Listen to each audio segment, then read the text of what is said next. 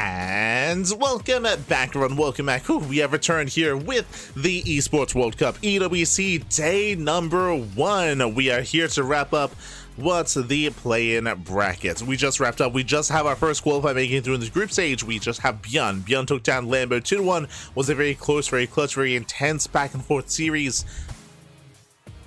Again, it was heartbreaking to see Lambo towards the tail end of that match as well. Like, he was in a better position, he was ahead, he was looking primed to take it all, and did take some really rough fights, some rough moments there. Bjorn, he brought it back, and Bjorn makes it through it instead, but Lambo has another chance. Lambo, he's waiting for the winner of this series. We have a Big Gabe going up against Astrea in a best-of-3 elimination match. Oh boy, the loser of this series is out of the tournament already here in day 1. They'll be knocked out of EWC. Will it be our Terran or our Protoss? Yet to be determined. And again, it's going to be Gabe versus Astrea. Then the winner of the series plays against Gabe. Plays against Lambo in the final qualifying match of the play-in stage. Oh boy, we're getting there. We're getting there. Purely best of 3s here tonight in day number 1. Let's go. Just catching up. Just catching up.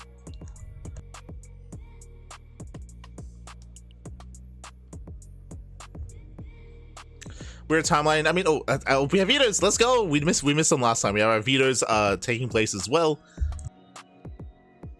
We've gotten rid of Incorporeal, Lost Fantasy, Maganatha, Torches, Persephone, and Ultra Love. Okay, we do have an interesting game 1 here. Often vetoed, game 1 is going to be on Pylon. So Tokamak and Leylines, they're 2 of the more standard maps, and we do expect to see Tokamak and Leylines in almost every series in today's broadcast, especially in best of 3s. But we do have a more quirky map slipping in from time to time. We had Torches previously in Gabe versus Lambo. Here, Gabe versus Astrea, we have Pylon as well.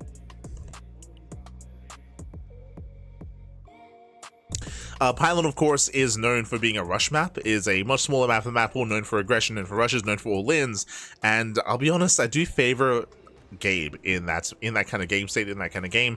Winding it back, if you remember, if you were here for Astrea versus Bjorn, this is where Astrea thrives in these longer and later games. If you can slow the game down, that is where Astrea is favored. However, if Gabe can break him early enough, like Bjorn, that is where the Terran can thrive, that is where Gabe can thrive instead. Let's go. The pressure's on as we are loading into Pylon.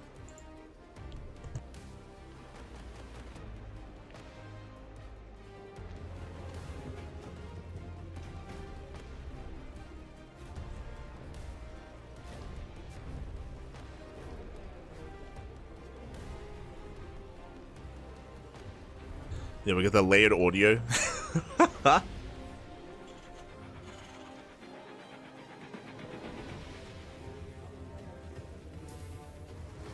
We'll get into it. This is the downside of map intros, but we'll get into it.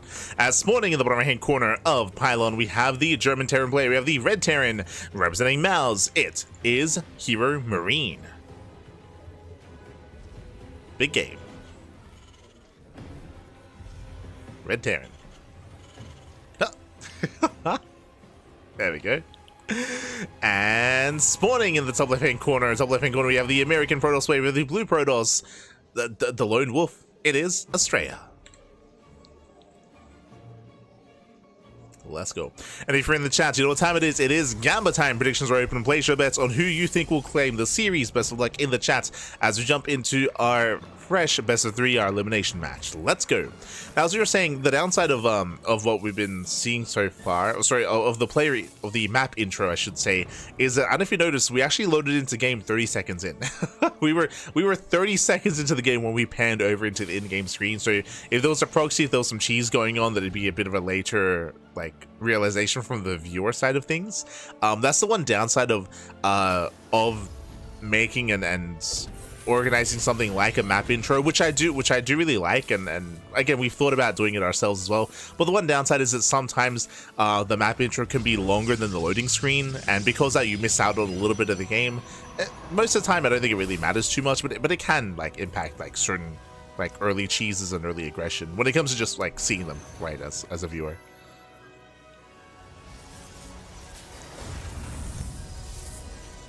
just as a bit of a tidbit there. Meanwhile, we do have a double gas opener out of HeRoMaRinE, going Rex into factory into delayed CC. We do have the pylon block there to delay the add-on to disrupt the opener here of Big Gabe. So Astrea being as annoying as possible with that pylon, but again, Gabe going for a more aggressive and assertive start. And welcome on onto pylon. We were mentioning earlier, this map is known for aggression, is known for 2-base all-ins. You can be hyper assertive and hyper aggressive on pylon just because of the shorter rush distance by ground, just because of the more direct rush distance as well. So we'll see if Astrea can survive the aggression of Gabe. I do favor Gabe coming into pylon, but we'll see if again Astrea can survive, defend, and get into the mid game, which is where Astrea would thrive. For now, Reapers are poking, they're prodding, looking for a way in. It's going to be a Twilight Council opener out of Astrea. Twilight Council, we're assuming, into Blink. Now, we did see Astrea actually very often embrace DTs. We saw Dark Templar twice in his series against Bjorn, which is very unorthodox, but we'll see if he does whip that out against Gabe as well. Nice snipe. Takes down a Reaper.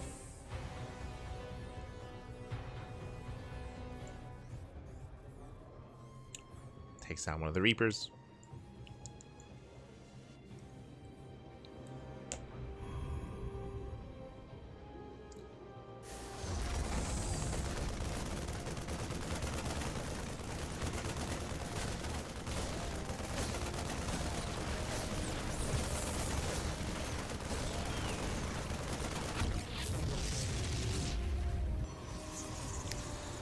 As we do have a very interesting follow-up here. Okay, so it's going to be Cyclone into Medevac. Tech Lab stays on the factory, going for the early move out with the early Cyclone aggression into what? Into an early tank push. So hyper aggression out of Gabe, rushing into very early tank production, is going to be rallying across the map. The hallucination will confirm Astrea will be able to get eyes on the Tech Labs, get eyes on the tank production, but can Astrea hold? Can he defend? That'll be the big question here. We'll see if Astrea can keep up. As Gabe, he starts the move out. There he goes, spots the tank.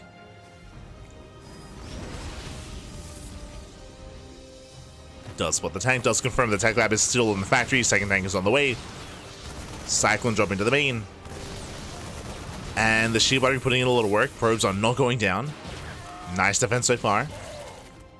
But it's not about the first wave, it's about the second. As so far, that is the second tank in production and a Liberator as well. It's going to hit like a truck. Early tanks, early Liberators, early push. And as we mentioned, this map does favor this early game aggression. And again, Gabe, it's on him to try to break Astrea early. As he gets spotted. HeRoMaRinE is spotted. Astrea trying to respond. Oh. Picks up a Marine. So Marine moves out.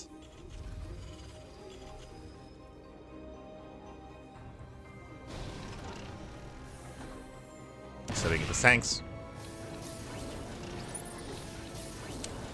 And so far, Astrea just forcing these early sieges. Nice pick up on the tank. Oh my god, one tank goes down. One tank left. Yeah, massive hiccup. Gabe running out of steam already. Down to just the one, and Astrea, he will completely shut this down. Takes down the tank, takes down the medevac as well. And Gabe, this push, it's falling on its face. Ay, ay, ay. Losing everything. And Astrea, he gains momentum, gains map control, and Gabe's in a rough position. He dedicated so much to this tank push. Dedicated so much. Liberator will deny some mining time, but Astrea, he does not back off. He does not turn around. He keeps going. Does keep going from here. He can blink into the main. And Gabe just had a really rough start here. And again, losing that first tank was huge, and now dives into the main base, picks up the add-on, denies more tank production, thankfully doesn't get stim. Thankfully. As that would have been disastrous. And Astrea looking solid. Looking solid, looking in form.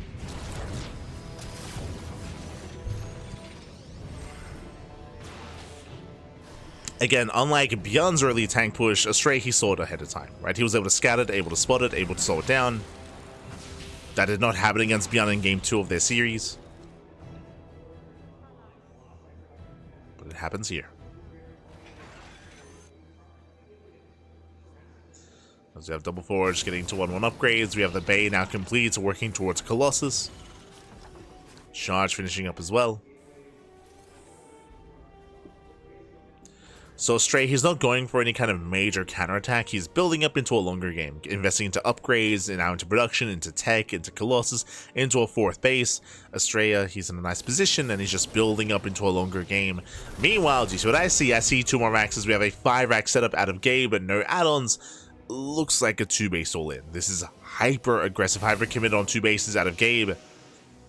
And is Astrea being too greedy? That becomes the next question. Is he being too greedy? Is he cutting too many corners? Is he thinking too far ahead? Astrea did not get a 4th. True, didn't get a 4th base. But here it comes Gabe. Guess all or nothing. The boys are being pulled. Yeah, the boys are pulled. The game ends here and now. Either Gabe breaks Astrea or he dies trying. You can see them name out the boys and moving out across the map. Yeah, there they are, coming in for a flank. Nice force fields. Ooh, and the boys, they're coming in on their own, and the SCVs, they crumble. Yeah, they crumble, they come in too soon. Yeah, mismanaged attack here from Gabe, as he throws away 21 SCVs. Ideally, you want them to buffer for the main army, but they came in on their own. Now Astrea has a nice spread. Gabe still wedging himself, just forcing himself, wedging himself in between the bases. Takes down the shield battery, going for the pylon.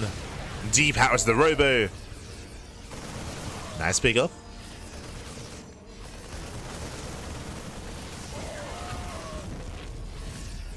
Does depower the robo, but again, the longer this game goes on, the better it is for Astrea.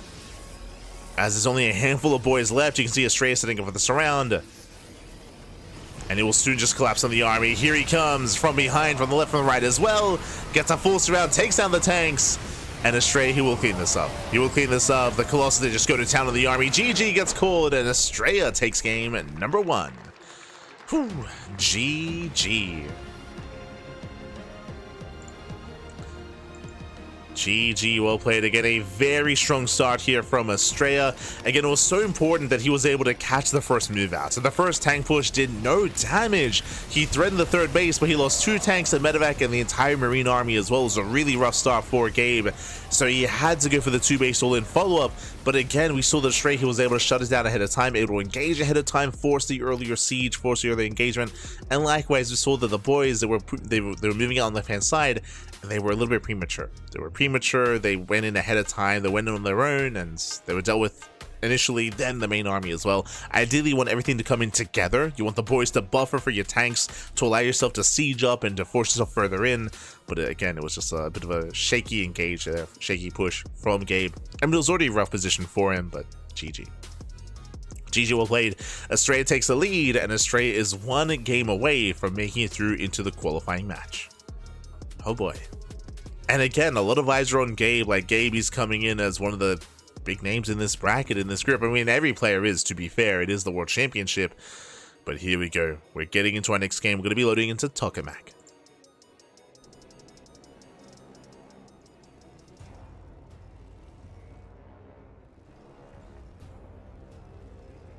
Here we go.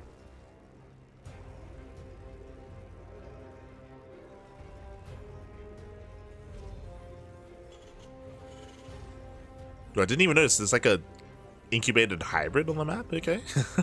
Spawning in the bottom hand corner of Tokamak, we have the German Terran player. We have the Red Terran representing Mouse. Down in the series, we'll see if we can bounce back. It is HeRoMaRinE. Big game. I'm sure we're about to zoom in. And spawning in the top right hand corner, we have the American Protoss player, the Blue Protoss, leading the series 1-0. It is Astrea. See in the chat, the winner of this plays against Clem? No, the winner of this plays against Lambo. As a reminder, Lambo, he just went down to Bjorn, and Lambo is waiting for the winner of this series.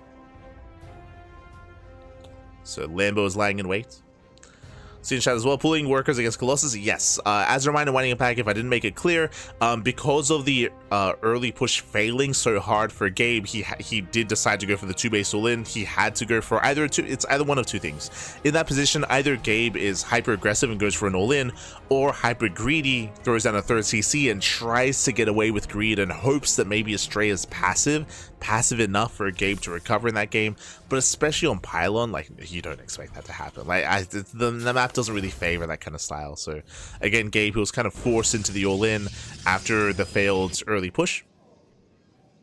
And you can pull boys against Colossus as well. Like, they're built to tank and they're meant to tank. The problem that we mentioned, and again we tried to emphasize, is that they're meant to tank for the rest of the army, but they didn't tank for anything. They kind of did their own thing instead. So it was just a really shaky engage there from Gabe. But here we go, we're getting into our next game, as we have Gabe once again opening up double gas opener, faster factory, delayed CC. We saw that last game this led into an early cyclone drop into early tank production. We do not expect to see that same build again here in game 2. Welcome to Tokamak. Tokamak, larger map, longer rushes than my ground, more defensive bases as well. So I would say that a build like that would be less effective here on Tokamak. And already you can see no tech lab. It's going to be Widowmine first, Widowmine drop opener. This can lead into Banshee play, but initially opening up with Widowmines, with drop play.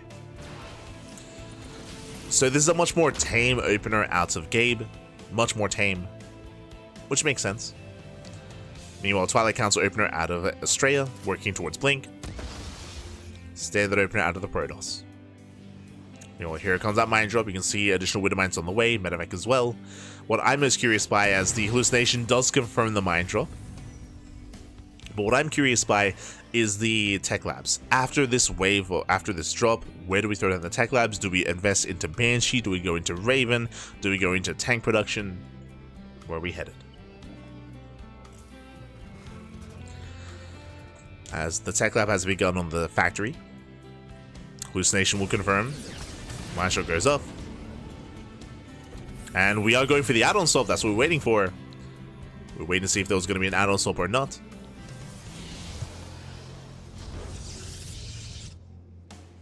So add-on swap into Raven production, not Banshee. So we're going for a Raven harass into another axe into the mid game. So again, Gabe, he's only focusing on harassing. He's not going for any kind of dedicated push. Not this time. Again, the map doesn't really favor that.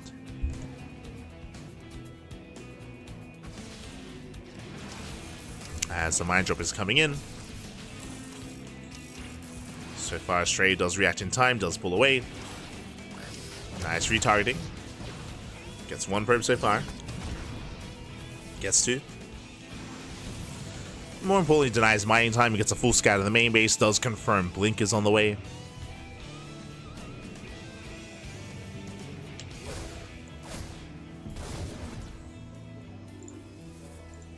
Did I open predictions in the chat? Did I? I did. Okay. I was a little bit concerned. Yeah, we're good.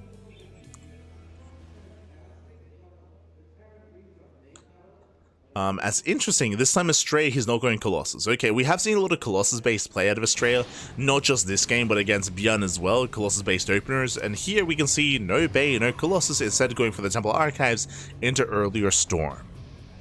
So much earlier Storm out of Astrea.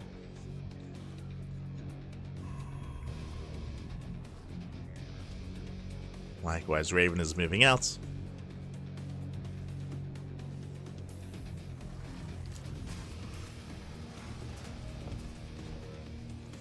Gabe still building up on 2 bases.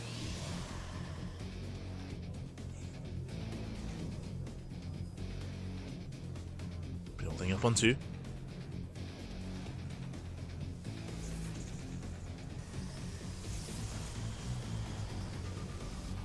There we go, third CC is on the way. So Gabe again, he's building up into the mid game, which is to be expected here on Tokamak. And we're embracing a longer game state. And Astrea's getting comfortable. He's getting comfortable, getting up to 3 bases. Raven Harass coming in.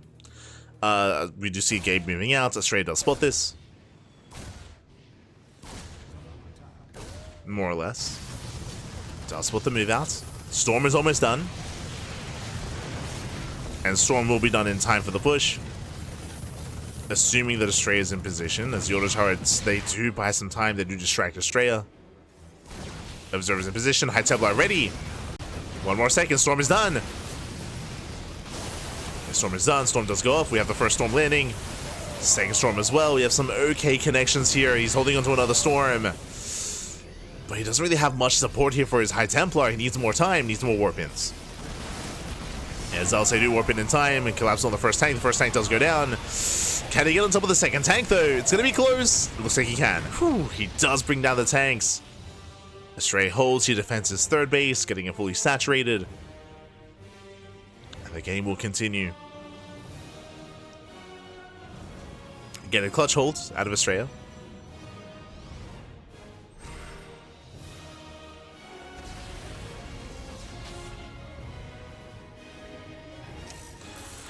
Astrea playing super safe this game. Temple Archive 6 gateways before the third base. I mean, players have been. This is why I mentioned before at the start of the broadcast, even how TVP has been adjusting and has been in flux, and the meta has been changing the most out of any matchup this year over the past 6 months. If you've been following it, you would know that there's been periods, like for example, even in recent times, in DreamHack. Oh jeez. In DreamHack Dallas, right? Like, it was all about 2-base all-ins. We saw so many 2-base all-ins from Terran players at DreamHack Dallas. From there, basically, post-DreamHack Dallas, it's become more common in TVP for Protoss players to stay on 2 bases longer and to delay their thirds, right? At the start of the year, it was so common for Protoss players to go 2-gate blink into a third. That is unheard of nowadays. Like, again, compared to builds that we saw in January, nowhere near here halfway through the year. Like, 2-gate blink is insane nowadays, just because of how aggressive Terran players have been. So now it's more common to stay on 2 bases a little bit longer to delay your third. Oh. And likewise, we've also seen Terran players be less aggressive. At the same time, a bit of a miss rally. Nice catch from Gabe. Takes down the Immortal. EMP to connect. Yeah, the fast ghost paying off. Does EMP, and we're running out of storms. I believe there's 2. Yeah, 1 storm thrown down. Another EMP lands. The EMPs. There's 1 storm left. Does connect. Just in time, and with that, Astrea, he's barely holding on. We have more High Templar coming into flank. There's more storms available. But again, this is a very tight hold here for Astrea. You can see Gabe just rallying everything across the map. Oh, another EMP lands. Yeah, clutch EMP. This is also something that has been changing over time, is earlier ghost production, earlier EMPs against storm-based openers. And you can see there's barely any storms left. The storms, they've just not been connecting. And Gabe, he breaks through. He does it. He breaks the 4th base. Takes down the middle line, takes down the expansion. 12 probes going down. And Astrea is being broken. He's being broken here and now.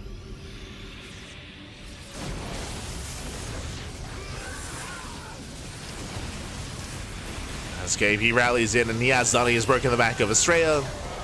Storms are somewhat connecting, but there's barely a standing army here. Astrea down to 1 Archon, down to 2 Stalkers.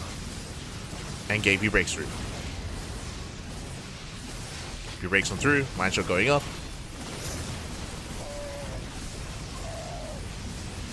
Takes down the Immortal.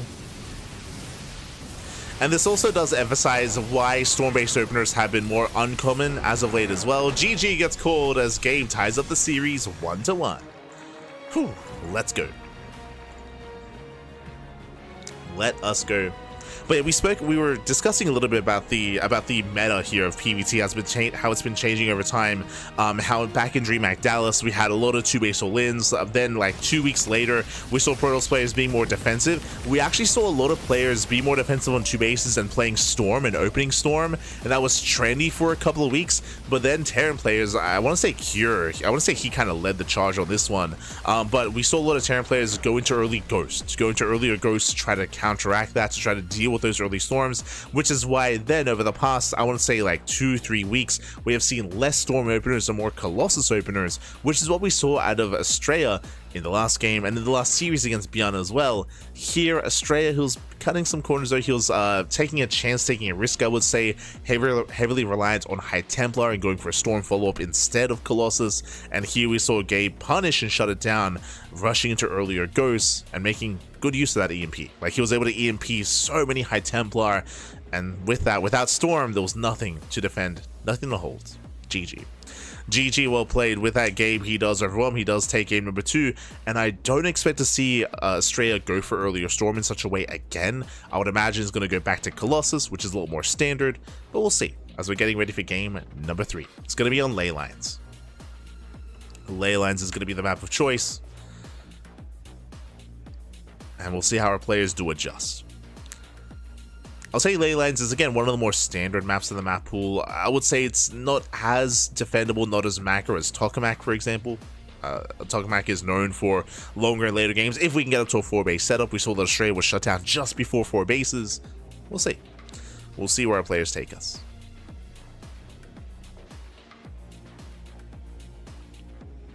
As our players are getting ready.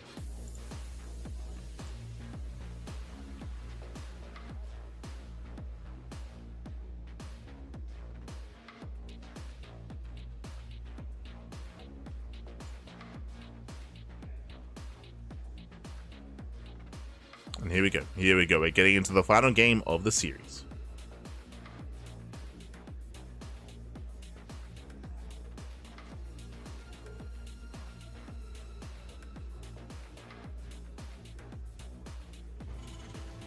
As spawning in the top right-hand corner of Ley Lines, we have the German Terran player. We have the Red Terran representing Mouse. Tying up the series 1-1. Forcing the ace match. Momentum is on his side. It is HeRoMaRinE. We landed up quite nicely. And spawning in the bottom left-hand corner, we have the American Protoss player. We have the blue Protoss. It is Astrea. Here we go.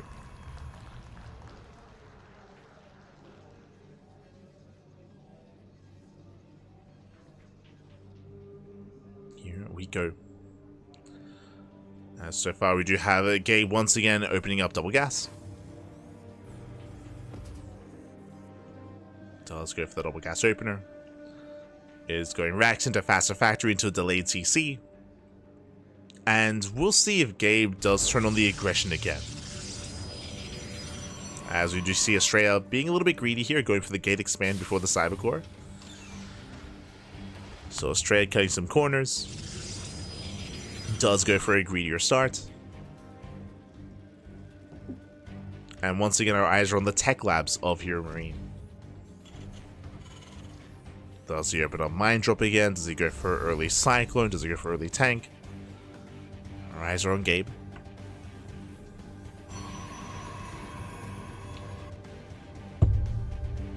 Jesus.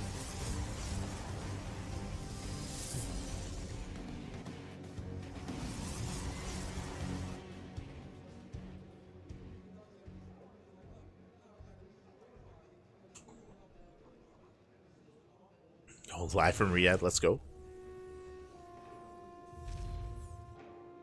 I think the cameraman's having fun. Loving the swirl.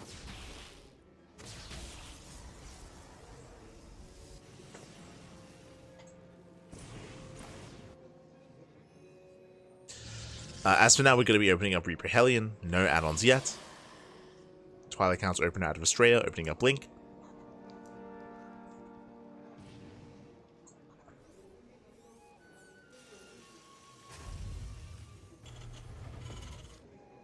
From here. And still waiting for some tech labs. We may just go straight Banshee. We'll see if we go for the add-on swap. For now, we're investing a little bit harder here into additional Reapers, additional Hellions. The goal with Reaper Hellion is to get economic damage, is to maintain map control, to dive into a mineral line and try to get some economic damage. So we'll keep an eye on Gabe as he splits up his army. We have Hellions on one side, we have Reapers on the other.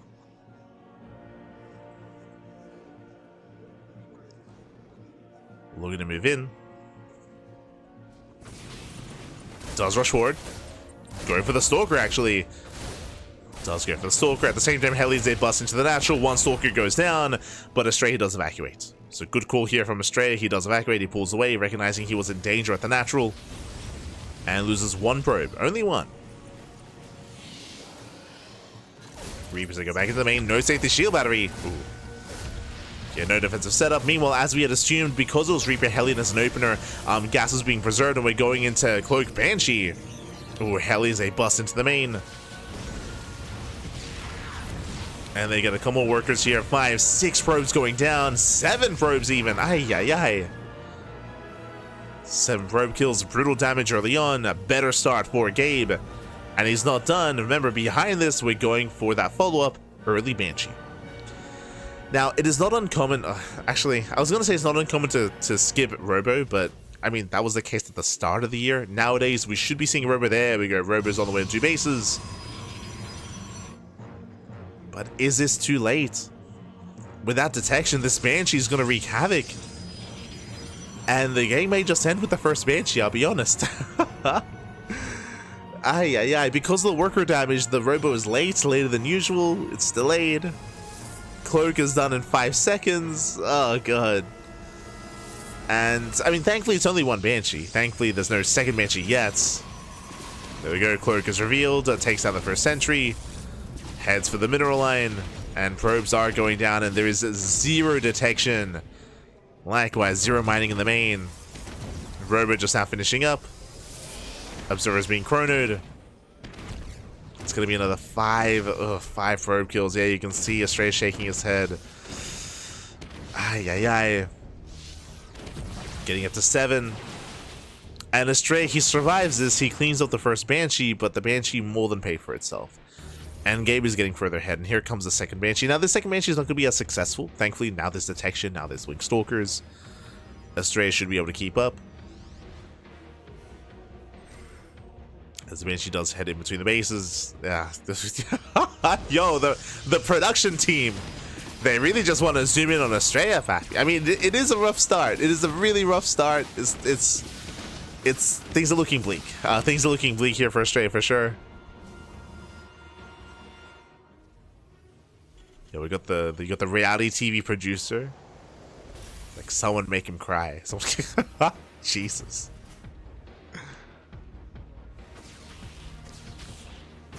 As Astrea, he rotates into the main.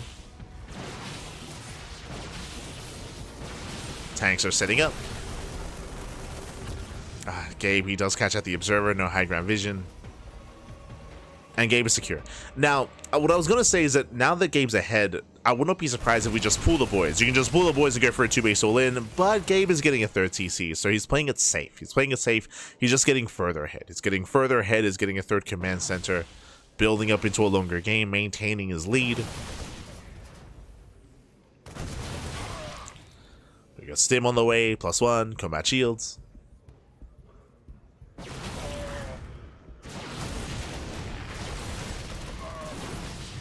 Gabe is forcing Astrea back. Takes down a Stalker. 3rd base is done. Now we can look to expand.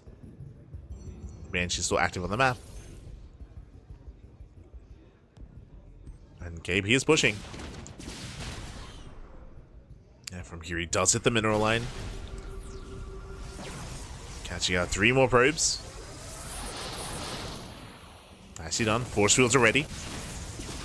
Nice control there from Astrea. But Gabe is pushing.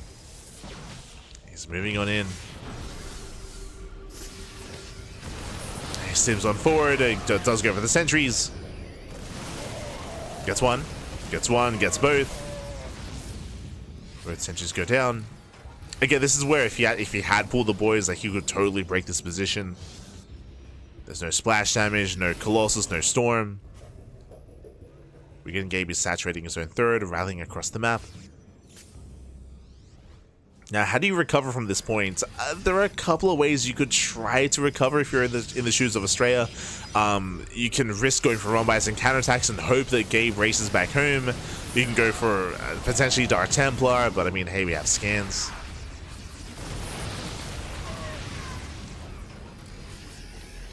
Astrea trying to hold on, does force field the ramp, but he's running out of force fields. And Gabe is slowly making his way off the ramp, takes down the observer.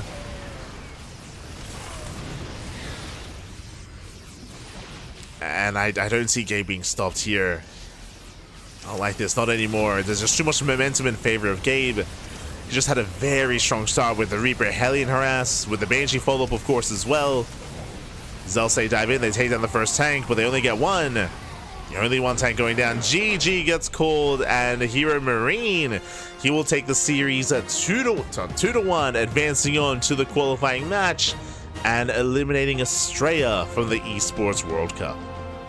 GG, well played, Gabe. He will advance on, and again, my condolences to Astrea, to Max Angel. He fought hard to make it here to Esports World Cup, even in the previous matches against Björn, against Gabe here as well. Went to the ace match, had that back and forth, but alas, he is going to be eliminated. The first to go down, and the first to get his key crushed as well. GG, well played. I'm sure they're going to show that off as well. And last time they had like that press machine. Say press machine, what was it? The press machine where they were able to like break the keys, and I'm sure they're gonna have like a similar setup here. Curious if it's different from last year. But congratulations to Gabe. My heart does go out for Max Angel. Like, again, like, he's been looking very in form as of late, and again, even against Björn, and even here against Gabe, like, he had his own strong moments. I think more so against Björn than against Gabe, but last he was torn apart. I'm here with HeRoMaRinE, who managed to take down his opponent in a 2-1 fashion, with Gabe. And will be moving on, and he will be one game away from making it to the group stage. HeRoMaRinE, congratulations, insane performance, and I want to jump right into game 2. How do you think you were able to finally break through the ranks of your opponent? Because it looked like it took forever to break through. Well, I noticed also my first series that my opponents, like, I was streaming a lot before this tournament, so they had a lot of information. And for like some of the games, especially in the first series and the first game, I decided to play something like random and freestyle, but they countered it perfectly. So in game 2, I just changed it up, went back to my just like normal playstyle that I do all the time, and well, it started working much better. And looking at game 3, what was the game plan going into that one? Because I want to say, looking at the first game and the third game, it looked like there was a lot of focus on trying to just eliminate as much as you can from his early game, or try to slow down his scaling, focusing on his resource gathering. It looked like it worked out a lot better in the third game. So what changed in that final game as well? Well, he played a little bit greedy by skipping the shield battery. If you do that against that sort of opening, it's really, he's talking about the Reaper Hellion aggression, true? Like, if I microed well, which I think I did, it's really hard for Toss to not take damage. Also, he didn't wall off against Reapers. Like, you can wall off against Reapers, especially on the third map. And if he had done that, I wouldn't be able to just jump into the main and go into the natural of the other units and that type of style. So that with the shield battery, yeah, worked out very well in my favor. Well, congratulations. I want to have one more question for you. You're going to be having a rematch against Lambo before you make it into the group stage. What are we going to expect? Are there going to be changes, or what do you think you're going to be working on to make sure that you qualify to the next stage? I think I'm very well warmed up now. Okay, well, fair enough. He's warmed up. And you know what? We have the key crusher behind us because you get to crush the first key of the StarCraft tournament here. You excited? Yeah, sounds good. All right, hydraulic we'll press. over to the studio, and we'll be preparing ourselves to crush some keys. See you guys in a minute. That's the word I was looking for. I was like, press machine? I was like, what? A hydraulic press. That's it. Does it bend? Let's go. But yeah, as he was mentioning, we were talking about the early Reaper Hellion aggression. We were fortunate enough to point out the fact that there was no shield battery in the main base, but likewise no SimCity at the natural either. I think it's good that he emphasized that as well, just because that was the moment that Gabe was able to gain momentum. There's a reason why the Robo was delayed, the detection was delayed, the Banshee got more damage. Like, it all just snowballs from there. It's always important to emphasize, and it's one of the more brutal things about StarCraft is that early game economic damage is more significant than later damage, and it can snowball quite hard. Especially in TvP. So it was very much so an uphill battle here for Astrea. GG GG, well played. And again, as mentioned, Gabe is going to be getting ready for his next series against Lambo. Really curious to see how that plays out as well. Bearing in mind that Gabe, he had a very unique style against Lambo. I don't think there was anything really to glean from that series. Remember, game 1 against Lambo, he went into mech. Game 2, Lambo went for a 2-base all-in. Oh, sorry, a 3-base all-in. Like, there was just nothing really special about that series. We didn't even get to get into any kind of standard games either. It was a pretty fast series as well. So I don't think that was really indicative of the real strength of Lambo and Gabe. So this next match, it's going to be a banger, I'm sure. It's going to be a banger, and I'm sure we're going to be seeing some different styles, some different builds out of both Gabe and Lambo as well. I'm going to be looking forward to it. We do need a moment here to set up. Un momento. HeRoMaRinE and Lambo, as they're getting ready for the rematch for the final series of the play-in portion of EWC. After this, I think there's going to be a bit of a more extended break and maybe even a content piece before the next round. Before the group stage. Let's see, Shopify, mouse, qualifying match. Beautiful.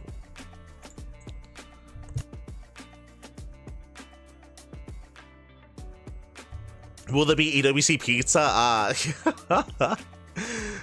I mean, it would be amazing if they can sort something like that up, set something like that up even. I'm curious to see what kind of, like, again, content pieces they have ready. I know that there were a lot of interviews conducted. We haven't really seen any of that though. We've seen a little bit of it at the beginning. We saw that kind of like highlight reel of a lot of the players. But I'm hoping that we get a little bit more. Like, again, as a reminder, they have cats. I don't want to harp too much on it, but they have cats. They have Paolo. He's meant to be the interviewer, and we haven't really seen much from him. We haven't really heard much from the players yet in the lead up to these matches. I do think there's a lot of opportunity to do that, to like hear from each of the players, hear about their preparation coming. And obviously we're not going to hear about specific builds, but it would be really nice to hear from the Korea boys, for example. I'm referring to from like Trigger, Rainer, and Clem. Remember, they all went to Korea in the lead up to this tournament to prepare. It would be nice to hear about that, to hear some stories, to get a little backstory as to what that preparation, what that practice was looking like in the lead up to their own matches. Likewise, it'd be cool to hear from Showtime, for example, to hear about his performance at Home Story Cup and also his preparation, because it's been so much more active in online tournaments. Like, there are things to ask, there are things to like, you know, gain from, especially kind of like to build up these players getting ready for their matches. And I hope they don't miss that opportunity, right? Like, if they have all this talent, and again, they have a lot of casters that they flew over for the event, if they have all this talent, if they have dedicated interviewers, then I hope that they, you know, are able to make use of that, right? I hope they're able to make use of it, because I will say that last year the interviews and how they used Paolo was a little bit lackluster. Same with Wardy as well. If you remember, Wardy, he was the host as well. Oh, hello. As hopefully everything's okay. Okay, we're good. Don't scare me like that.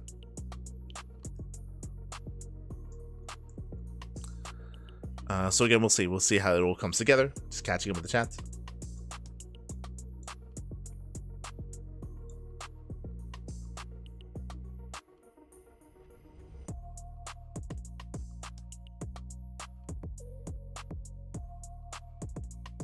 Things are looking bleak. It's like things are looking rough.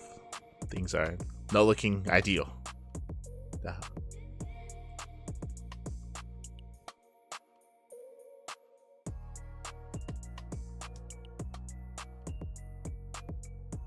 Yo, be careful, Cyberjohn. Watch yourself. Watch yourself. For now, though, I guess we're going to be going on a break. I mean, I say that I think they're still getting ready for the hydraulic press. I want to see them crush the key. Always a lot of fun. I'll see the setup that they have. Also, of course, shout out to Kalaris, Wardy, Loco. We've yet to see. We saw a little bit from Tastes. Oh, there it is. Let's go. He's got the key.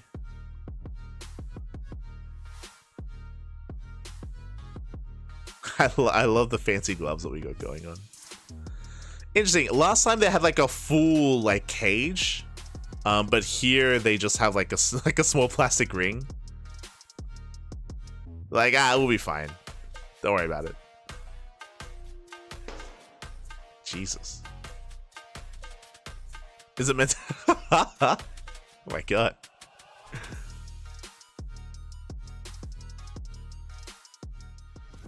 As Astrea, he's going to be crushed here, and we do have, when I say crushed, I mean the key, of course. Key's going to be crushed, and now we have Lambo and Gabe coming up next. Let's go. But I want to say that now there's more reason to have like the full cage instead. I don't know if you noticed, but last year they never fully crushed the key. Like, they would bend the key, but they would never break it in half. I don't know if that was meant to happen. It's more dramatic now. But I don't know if it was meant to be crushed and snapped like that. Regardless, we're going on a break, and we'll see you soon with our next and final series of the play-in stage. See you soon.